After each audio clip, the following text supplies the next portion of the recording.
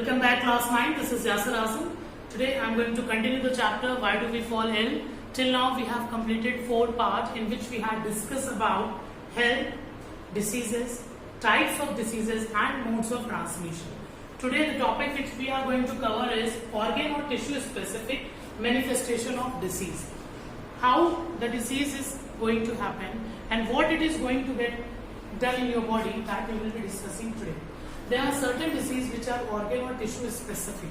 So they can enter, means the causative agent may enter in your body through the certain routes. The routes are called as portal, including your nose. Your nose may be a portal and your mouth may be a portal. So these are the routes through which a microbe may enter in your body and cause disease. So there are certain portal related specific and there are certain non-portal specific.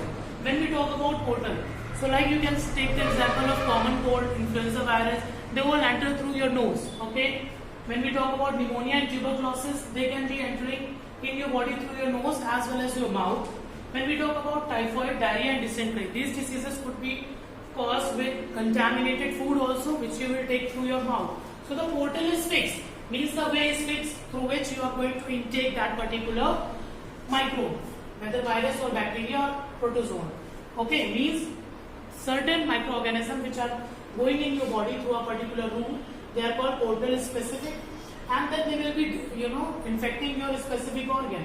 Like when we talk about tuberculosis, it is going to affect your lungs. When we talk about common cold, it is going to, disturb your nasal passage. When we talk about typhoid, diarrhea and dysentery, it is going to, give you the sick stomach. Okay. Next is non-portal specific, in which the portal or the entry of microorganism is not fixed. Okay, means just take the example of an insect bite, a mosquito bite. Okay, mosquito carrying dengue or malaria, if it bites you, it can bite you through any of the ways. It can bite on your hand, it can bite on your leg, it can bite on your neck as well. So what will happen when it will bite? It will release the particular causative agent into the blood, and that, for example, we take malaria. So through blood it will go into the liver where it will divide and re-divide, multiply, and then again it will be sent to the blood, will be causing you malaria. As the portal was not fixed, the way was not fixed, we are calling it as non-portal specific. Okay. Now when we talk about, we can take many examples like Japanese encephalitis. It is a kind of brain fever in which the causative agent through the blood reaches your brain, okay, where it multiplies and then sent back to the body. Sleeping sickness caused by trypanosoma, the same might happen with the help of a vector.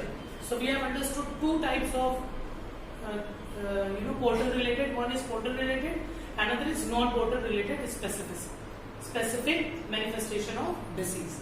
Okay, so while we are using the term organ and tissue specific, certain diseases later we will discuss are tissue or organ specific. Now the next heading is common effect of infectious disease on the body. What are the common effects?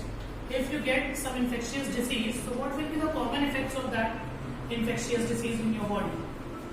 Common effect includes whenever you got infection, so what happened? Your inner immunity, the immunity which is already present in your body, it fights against the pathogen.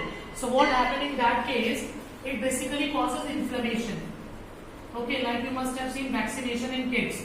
So when they get teekakarran, when they get vaccines, the particular region where they get the vaccine is become reddish, painful. Why? Because the body of a human being has the internal immunity which fights against any of the pathogen. Not only human being, all living organism, all medicinal organism have that immunity. When any foreign pathogen enters in the body, it fights against it and causes certain specific characteristic features which we called as inflammation, including pain. Okay, there are certain examples you can see on the screen. Yes, the examples are including pain, and the next one is, yes, the next one is also mentioned on the screen. It is,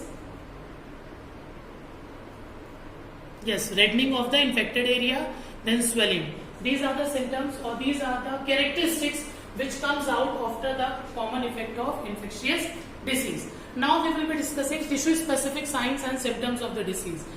Likewise, if somebody is suffering from any disease in which brain is infected, so what symptoms that person will be getting?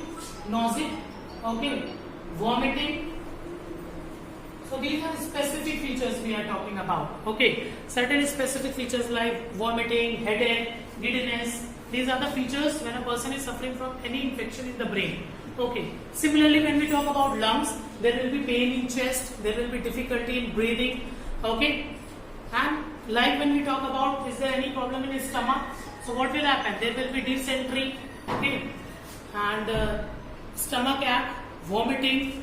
Okay. These kinds of problem or symptoms will be visible in case of stomach infection or any disease in the stomach. Okay. The next topic is severity of disease manifestation. How much severe is the disease? How we can come to know? The microbes entering in your body, what will happen? Your body will start fighting against it. It will show the immunity. So some of the microbes will be killed by your body, your immunity. But those which will be left behind, they will be multiplying and will cause the disease in your body. So what do we understand by the severity? The organisms, pathogens left after, your defense mechanism of your body, whatever is left in your body, like microbes and infecting or the multiplicating pathogens, they will cause the severity. So in one line we can say that the severity of symptoms depends on the number of microbes surviving against the body's immune system. So this we have completed about organ or tissue specific manifestation of disease.